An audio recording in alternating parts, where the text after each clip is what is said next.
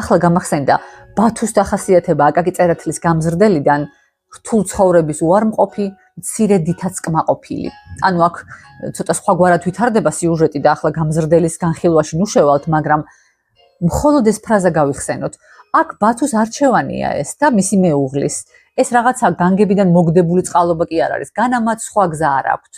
ისინი ირჩევენ მცირედს, რადგან გარეგნული ატრიბუტები არ სჭირდებათ ბედნიერებისთვის. შინაგანი სისავსით არიან ისინი ბედნიერები და კმაყოფილები.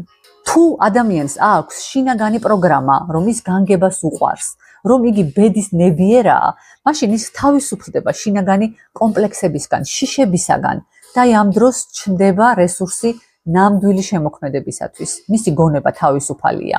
ამას ხშირად აბრალებენ ხოლმე იღბალს, როგორი იღბლიანია. ეს იღბალი არ არის, ეს ხასიათია, რომელიც განსაზღვრავს ადამიანის ბედს.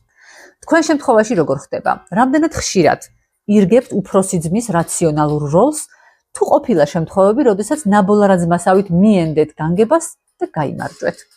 შემდეგ ვიდეოში გავაგრძელოთ საუბარი კვლავ საინტერესო თემაზე და კერძოდ იმაზე, თუ რატომ გვჭირდება აუცილებლად ცხოვრებაში ზღაპრები და დრაკონები. გამოიწერეთ არხი და კომენტარებში გამიზიარეთ თქვენი აზრი. დროებით!